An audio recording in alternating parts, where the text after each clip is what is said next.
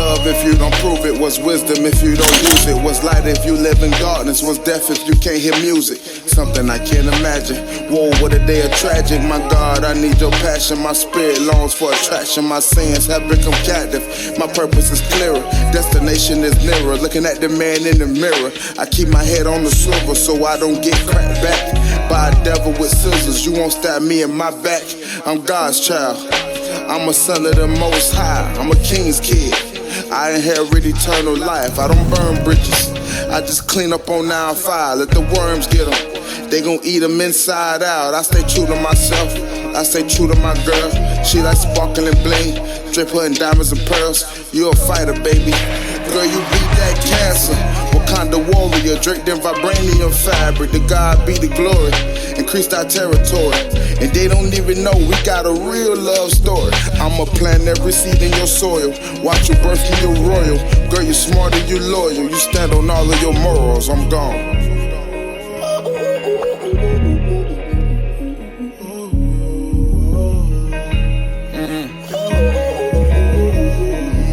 Never wrong. No, no, no, no, no, no, no, no, no, no, no, no. No, no, no, no, no, no, no, no, no, no, no, no, no, no,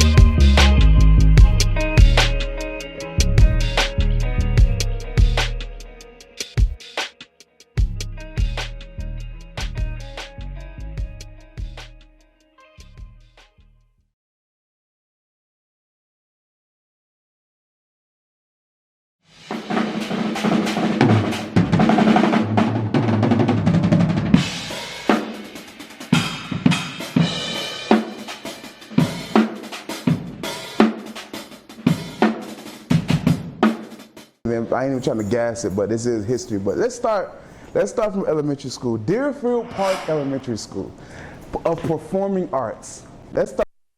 See, you heard what I just said? Deerfield Park Elementary School of Performing Arts, bro. This is a product that you see right now of that school. We talking about Mr. Gibbs. This is my first drum instructor. As you can see, I got drumsticks. This is my first drum instructor, Mr. Gibbs. And Mr. Gibbs, he hurt my soul one day. He hurt my soul one day. Because I knew I was the best drummer in the school.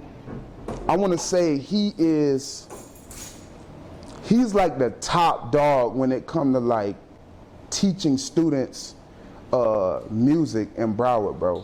If anybody had Leroy Gibbs as an instructor, bro, like you have no choice but to be really good at it. Because he didn't play that. That man would throw a drumstick at your behind. That man will take your knuckles, he'll say, he'll hit them knuckles, cuz. You know what I'm saying? I remember one time, me and the band playing and we kept speeding up the tempo. He'd say, get my tempo right! You know what I'm saying? When you got people like that, that's a coach. You get what I'm saying? They don't care about your feelings. You get what I'm saying? They just care about the results. You get what I'm saying? So, Mr. Gibbs, man, he hurt my soul, dog, because this was the first parade, bro. It's the first parade that we're able to be in, cuz I'm in 3rd grade. Only the 3rd, the 4th, and the 5th graders are able to be in the parades, cuz that man ain't choose me to be in the parade, cuz. I walked in that room, my name was not on the list, cuz I was so hurt. But as time went on, I understood what he was doing. See, cuz me, I knew I was the best drummer in the school, but he had to humble me. See, humbleness is where you will be exalted. And if people don't know what exalted means, that's where you would take your next step above whatever step you on. You know what I'm saying? So that is what you have to, that's what he had to do for me as a youngin' and get me to understand that. Get me to understand, yeah, All your friends going to the parade except you.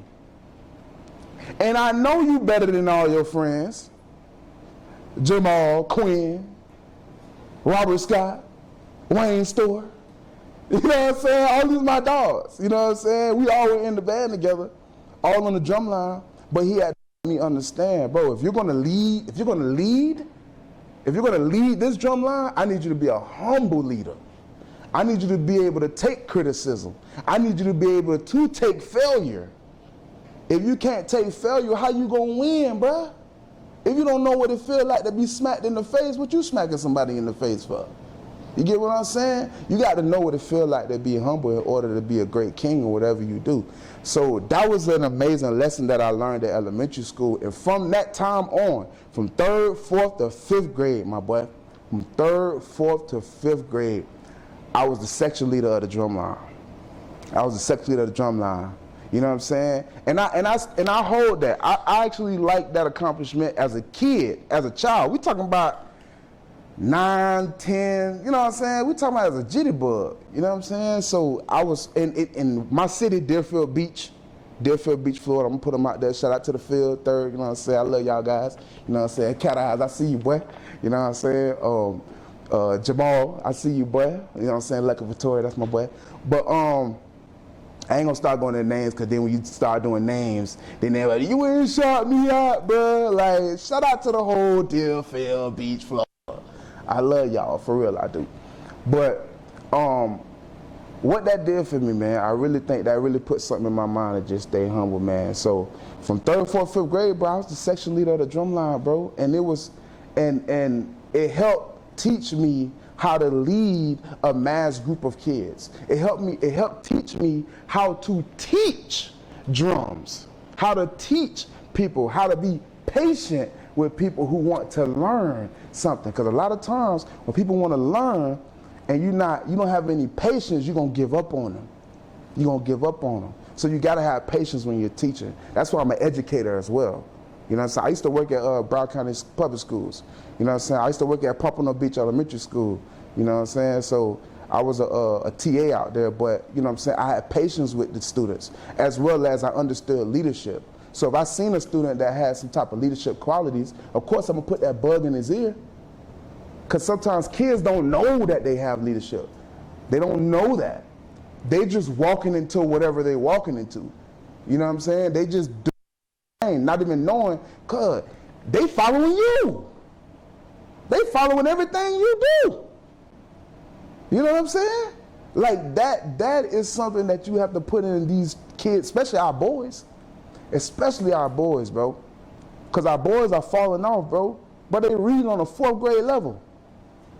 On a 4th grade level, bro. You in high school reading on a 4th grade level. You in 2nd grade and you read on the kindergarten level. You get what I'm saying? But, I mean, the girls, they're doing well. But it's the boys that we really got to help out, you know what I'm saying? Got to put our best foot forward. Because this is our next generation. You know what I'm saying? This is our next generation. We don't need it to get worse. We need to get better. We need to get better. You know what I'm saying? But back to me. But yeah, Deerfield Park Elementary School, man. Like we went on this trip to Atlanta. We went. The city of Deerfield sponsored our drum line to go to Atlanta, Georgia, which was one of the most amazing trips. This was the first trip as a kid that I took without my parents. Boy, you know we out there wilding, boy. You know we out there wilding.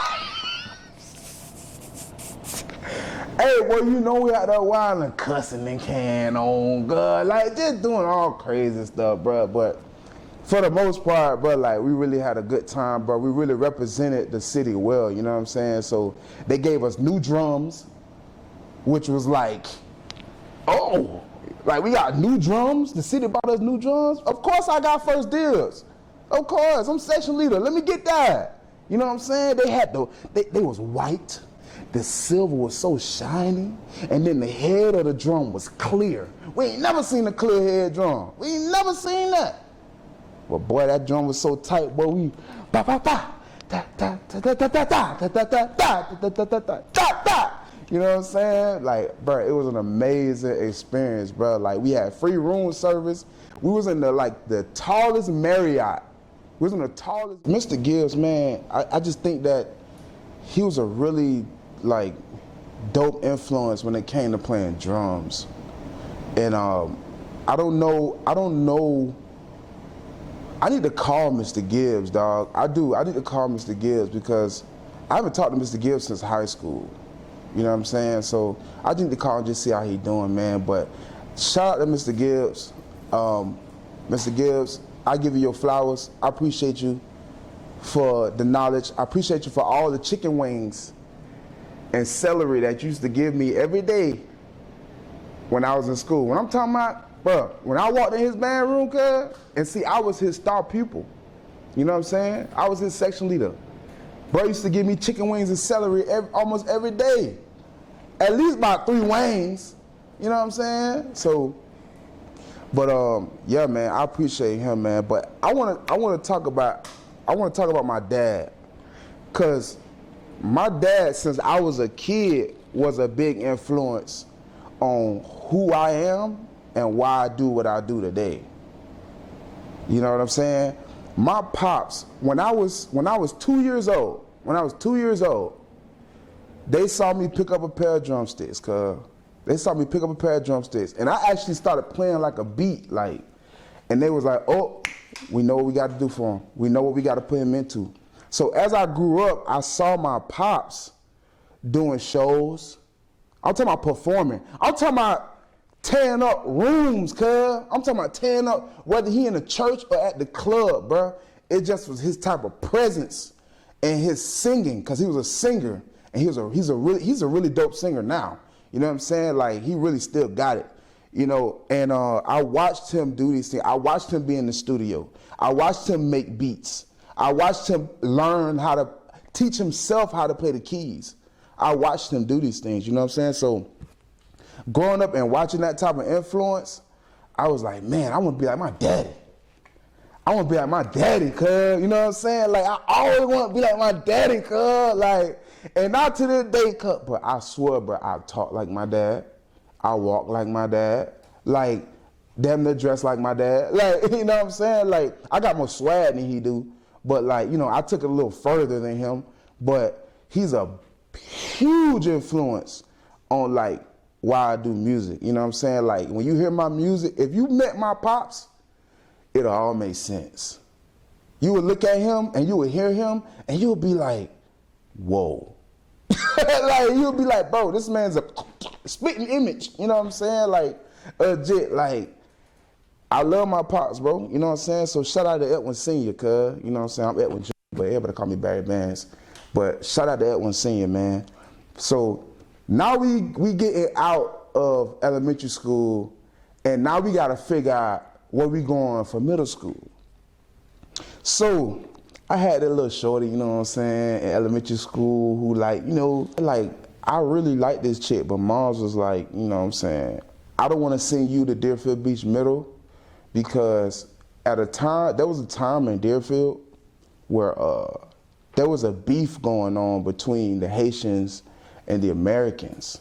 You know what I'm saying? And I'm talking about this beef was real. I don't even know where this beef stemmed from. I don't think nobody really knows where it started. We just saw the ricochet. We just saw the aftermath.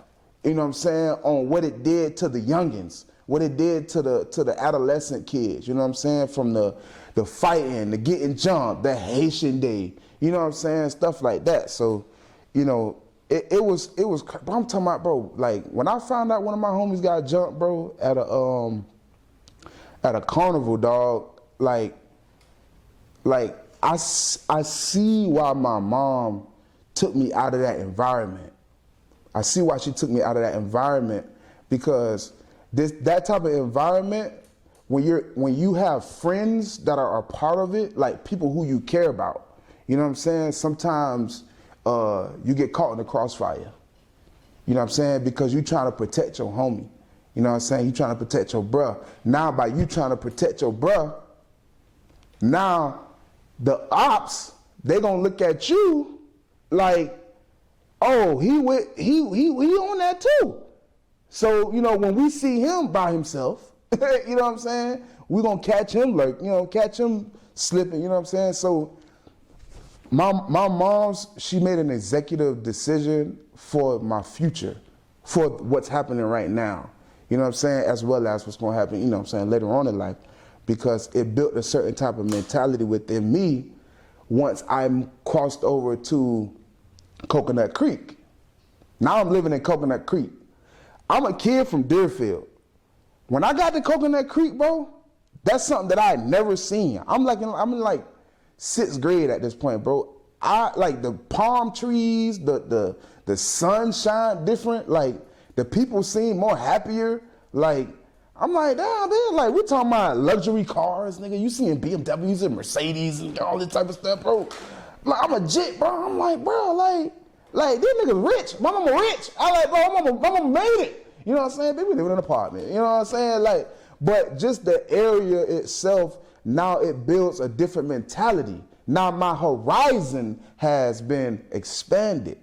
You know what I'm saying? Now I don't just have this crab in the barrel mentality anymore.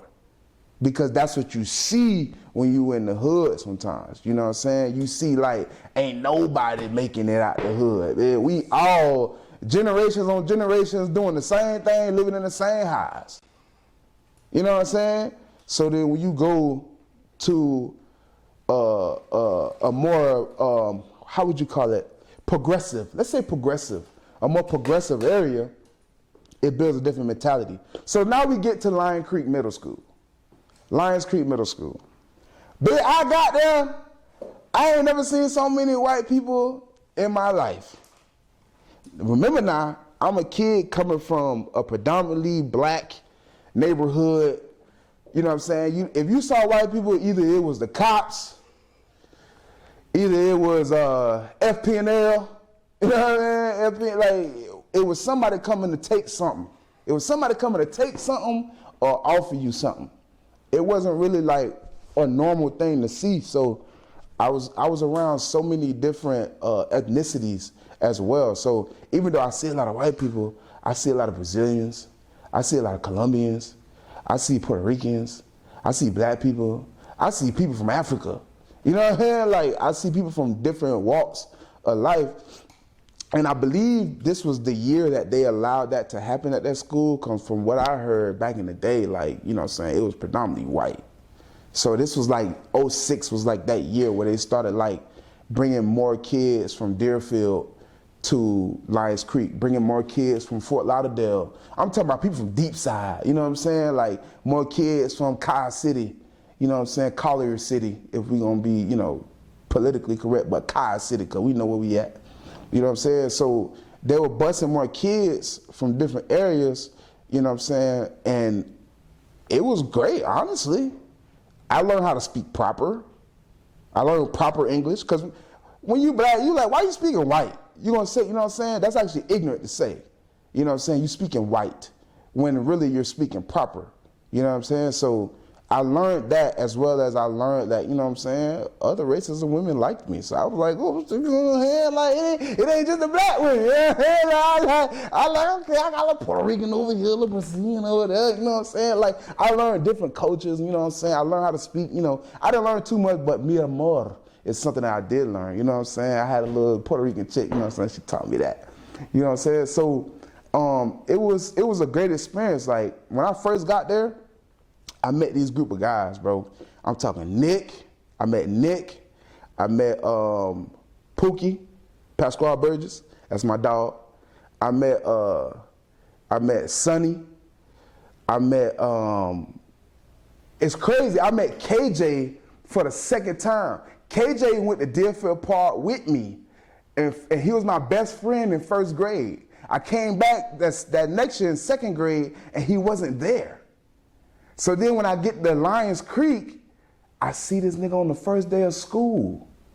I say, bro, where you been? You know what I'm saying? So it was like a family reunion. So it was definitely dope, man. I met Adam, man, Alex Atkins. Like, bro, we was a squad, bro. It was like a good 8, 10 of us, bro. Like, It was a squad of us, and we all stuck together.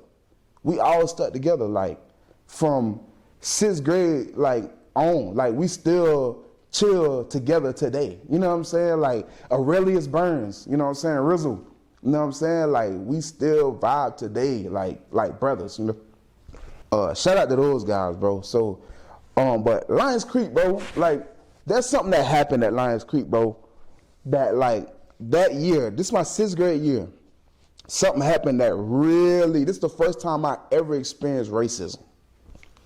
Let's get into it, church. So, this white boy and this white girl walk up to me, and I forgot the conversation that they were talking about, but I vividly remember the N-word coming up. Nigga. I remember nigga coming up, right? So I told the white boy, I say, if you call me a nigga, I'm gonna punch you. Now remember, I need y'all to remember, I'm a black kid coming from a predominantly black neighborhood. I don't really hear or see white people saying this. So this is a shock to me. I just know they're not supposed to say it.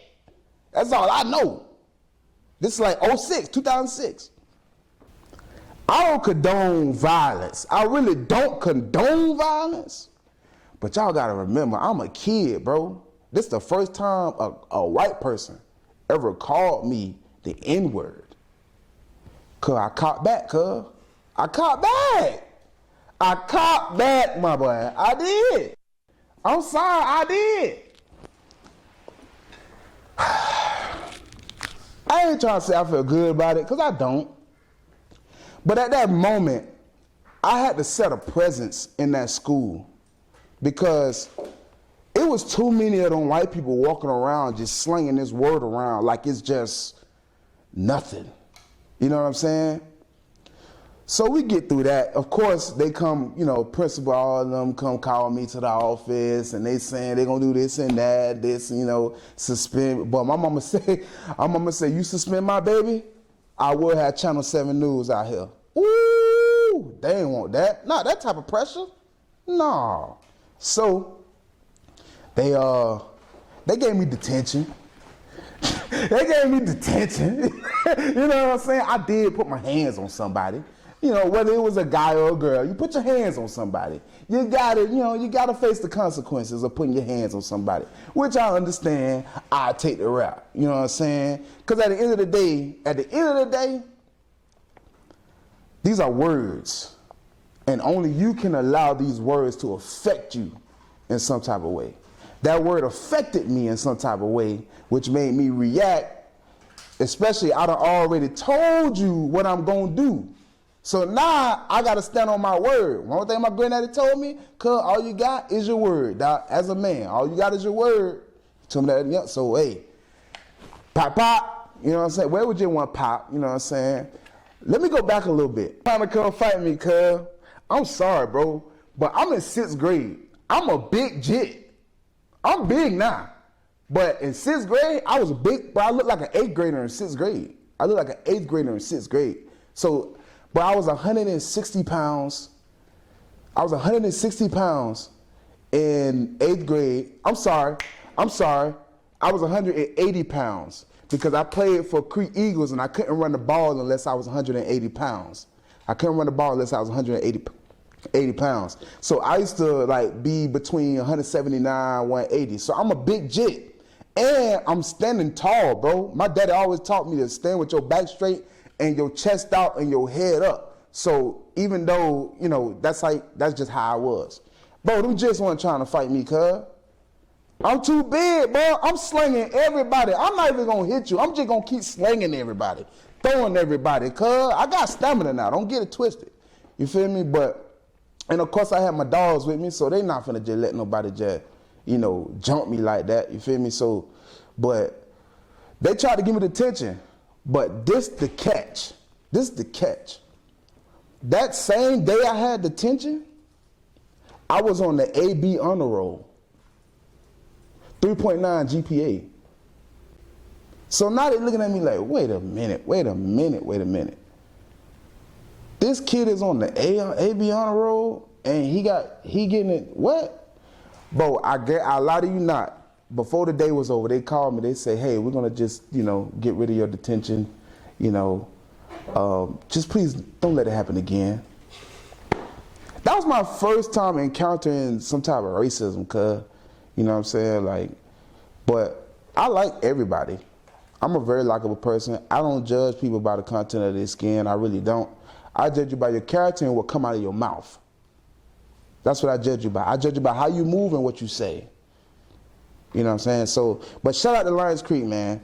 You know what I'm saying? So, that was a lit time in my life, you know what I'm saying? But shout out to all my homies, bro, who still rock with me to this day, bro. It's been more than a decade, bro, and we still rocking together, bro. Not everybody can say that they still homies with the niggas who they met in middle school. Not everybody can say that. Like, we done seen each other have kids, we done been to each other weddings, we done did parties together, we done went on trips together, we done did all that together. But we saw each other grow up, you know what I'm saying? So shout out to the homies, man. I already know, bro.